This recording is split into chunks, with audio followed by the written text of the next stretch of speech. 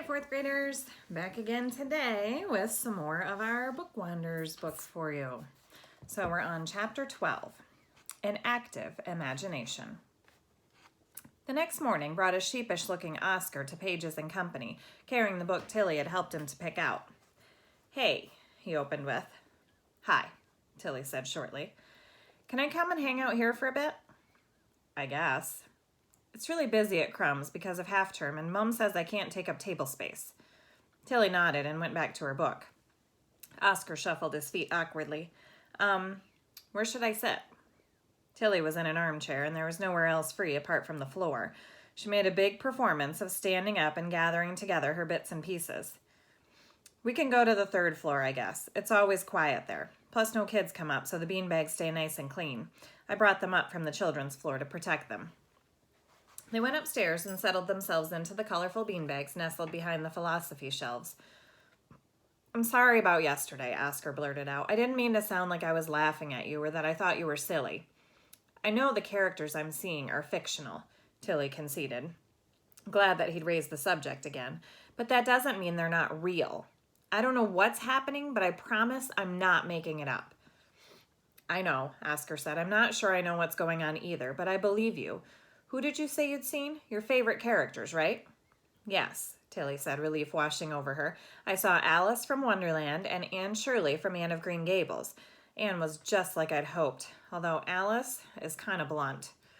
"I sort of wish I was seeing fictional characters," Oscar said, scratching his forehead. "There are plenty of everyday people I like fine, but I'm not sure I'd count on them as friends if it came down to it." "Apart from me," Tilly said quietly after a beat. "Apart from you," Oscar agreed with a smile that reached all the way to his eyes. They were interrupted by the sound of Grandma and Granddad coming upstairs and sitting down on the other side of the bookcase where Oscar and Tilly were hidden from view. "We need to talk about Tilly," they heard Grandma say. Oscar and Tilly exchanged a look. Oscar gestured to see if they should move, but Tilly shook her head fiercely and put her finger to her lips. Oscar looked uncomfortable but stayed put. "You know what I'm talking about, Archie," Grandma said when Granddad didn't reply. "Yesterday, she asked me if I sometimes felt like I was really inside a book when I read. Do you think it's happened?" "She's always had an active imagination, Elsie. Could it just be that?" Granddad said. "You know it's more than that, Archie. And she found those books of bees. That could have been the trigger. You know there's often one along those lines." "She hasn't asked about him, has she?" "No, not yet. But, Archie, far more concerning at the moment is the fact that she seems to be able to see Holmes and Lizzie. You know that shouldn't be possible." I know," Granddad said quietly. "There's something else. I should have told you straight away, but I hoped it was nothing. It's about chalk." Oscar and Tilly heard Grandma take a sharp breath. "He was here, Elsie. He came to the shop. He was asking about disturbances at the library, and he met Tilly." "Tilly? Does he know who she is? And what disturbances? What did you say?" Grandma asked. "I told him I had no clue what he was talking about, of course. And yes, he knew she was my granddaughter. I had hoped he would never have found out about Tilly," he said, sighing. "What do we do?" Grandma asked quietly. "I don't know. Wait and see what happens, I suppose. Keep a close eye on Tilly. What else can we do?"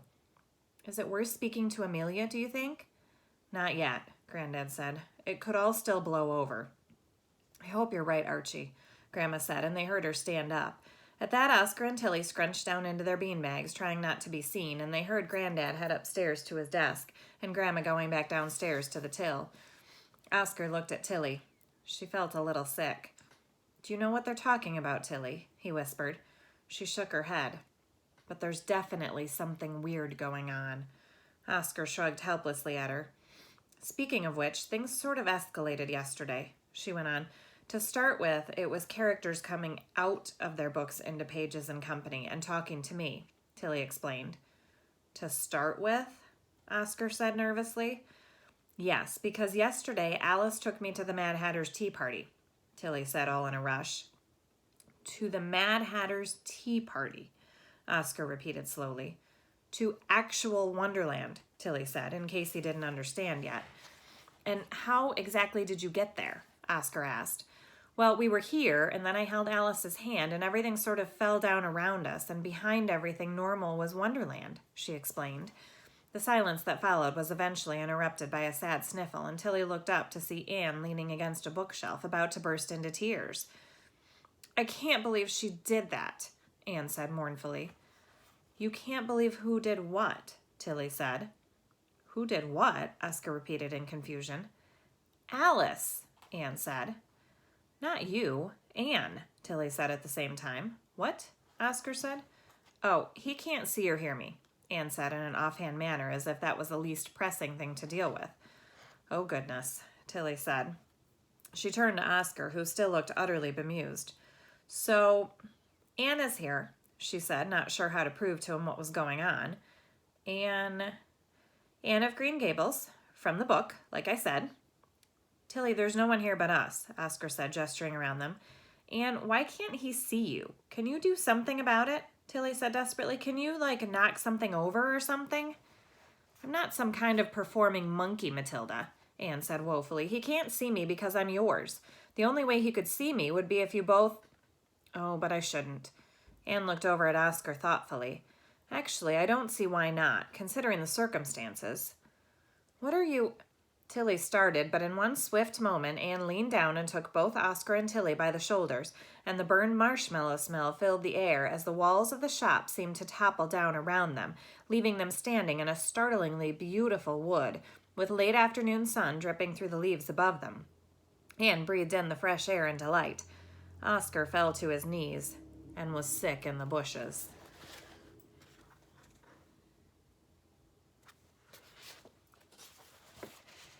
"First time?" Anne asked kindly, giving him a pat on the back. "It can make your stomach feel a little bit funny. But it's lovely to meet you properly. I'm Anne, with an E," she said, sticking her hand out. Oscar shook it feebly, still looking rather worse for wear.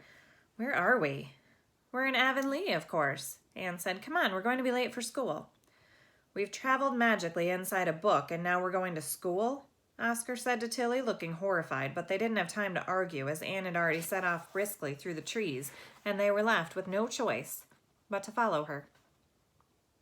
Chapter 13. The Story is the Thing. Tilly and Oscar followed Anne's bobbing red braids up a thin, twisting path with tightly packed silvery trees on either side. Around the feet of the trees were flowers and plants of all different kinds, and Tilly could hear birds above them and the wind whispering. She was not sure she had ever been in such a lovely place before. "This is the birch path," Anne called back to them as they jogged to catch up with her. "Diana named it. Diana is my best friend in the whole world," Anne explained to Oscar. "I know the name is a little unimaginative, but I try very hard to let people with less imagination than me join in too." She pointed up the hill. "If you go farther that way, you get to Mr. Bell's woods, and down in the valley is Avonlea School, where we're headed. And then, if you go even farther that way, you'll see Green Gables." Oscar was still very quiet, stumbling over his feet as he stared around as they walked. "Tilly, are we really inside a book? How is that even possible?"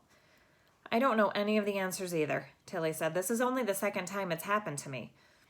"Excuse me," Oscar said, tapping Anne on the shoulder. "I don't mean to sound rude, but are you real? Is this real?" "Depends on what you mean by real," Anne said. "Does this feel real?"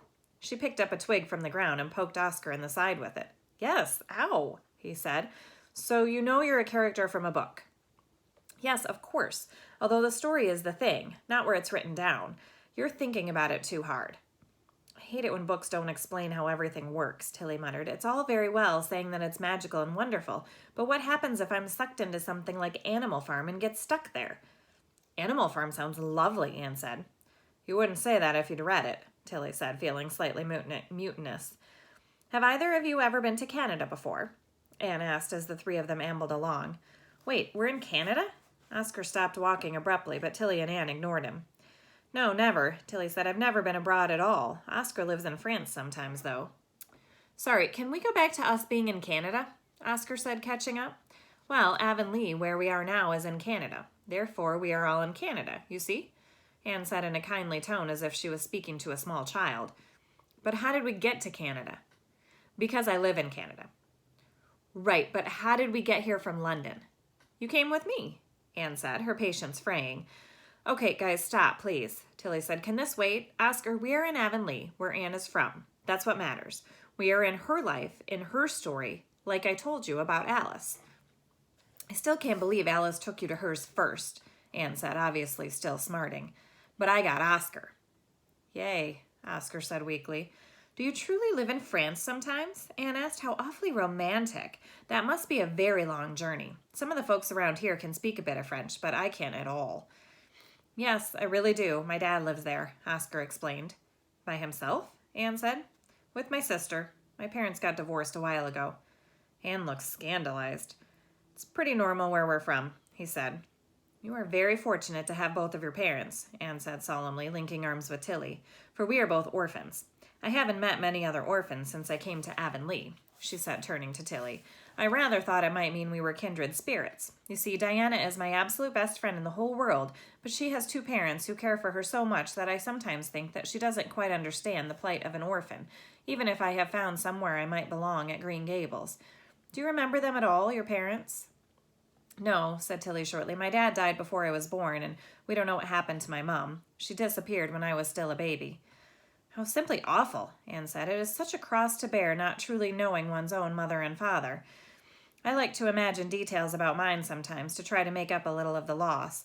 The facts of the matter are that my parents were called Walter and Bertha, and they were school teachers who died of a fever when I was only 3 months old. But I imagine so much more about them. I imagine that my father used to love reading poetry aloud to my mother by a roaring fire, and that my mother made excellent currant cake, and that for a treat at Christmas time they would go for a sleigh ride across the snow. Do you ever imagine things about your own parents? Well, the other day, Tilly stopped, feeling self-conscious, but Anne squeezed her arm and nodded encouragingly. The other day I was sitting in my room and I imagined that my mom was downstairs in the kitchen helping make dinner with Grandma. Is that silly? Why, not at all, Anne said. It is a lovely thing to imagine. And what about your father? I don't imagine things about him so much, Tilly said. My grandparents didn't know him very well, so they don't have any of the little details about him that they have about my mom.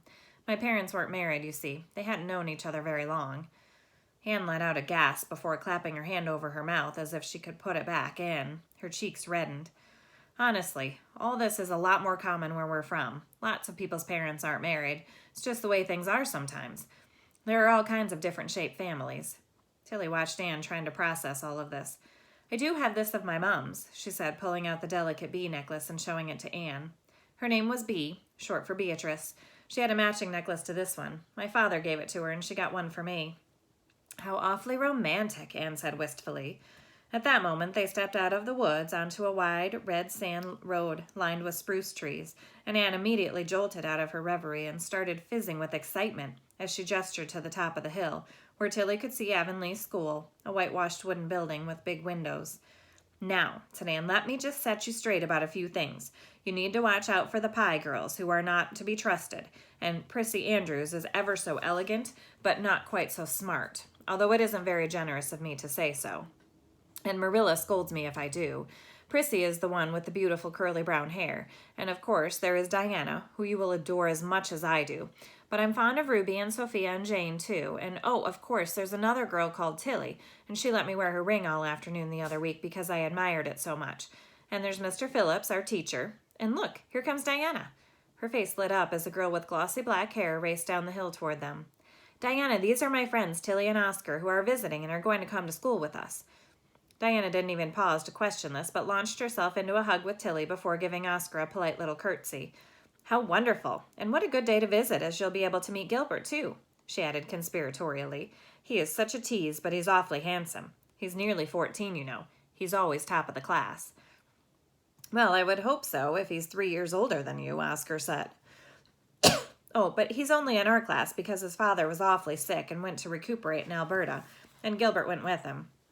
You mustn't say anything like that to him, because it was terribly noble of Gilbert to go with his father and tend to him, and he didn't have the opportunity to go to school much in Alberta, you see, Diana said sternly as they walked into the schoolroom. The classroom was remarkably familiar. Despite the old-fashioned clothes and desks, children were hugging and shouting and arguing and laughing, hanging up coats and hats, but pulling out slates and chalk instead of paper and pens. The children acted in much the same way as the children in Tilly and Oscar's school, too. Tilly could see one group of girls obviously laughing at another girl, and a boy tipping what looked suspiciously like ink into another boy's backpack. Tilly felt a familiar discomfort settle on her that seemed inextricably linked to classrooms. She tried to take it all in and reassure herself that this was a different classroom in a different time, full of different, not to mention fictional, people. Anne maneuvered Tilly toward a double desk with a space next to a girl with a long blonde plate and pointed Oscar toward a free desk near the back of the classroom. Oscar stumbled toward it and stared wide-eyed at the children piling in, sitting down gingerly as if he expected to go right through a chair that couldn't possibly really be there. As everyone started to settle, Tilly's eye was caught by a movement behind her, and she saw a tanned arm slowly reach for the blonde girl's plate. Remember, plate is another name for braid. Before she knew it, the end of the plate had been pinned to the back of the seat with a tack. Tilly turned to see a boy with curly hair and brown eyes put a finger to his lips as Mr. Phillips asked for volunteers to help hand out the slates. Before Tilly could do anything, the girl had stood up and was yanked backward as her hair caught, and she let out a piercing shriek, causing everyone to turn and stare at their desk. The girl sat back down and began to cry. Tilly quickly pulled the pin out of the desk and tentatively rubbed the girl's arm in what she hoped was a comforting sort of way. She turned to Anne for guidance, but Anne was glaring fiercely at the boy in utter disgust. He merely winked at her, causing Anne's cheeks to blush raspberry. "Gilbert," Tilly said under her breath. All right, that's it for today, friends. I will have more for you tomorrow. Have a good afternoon.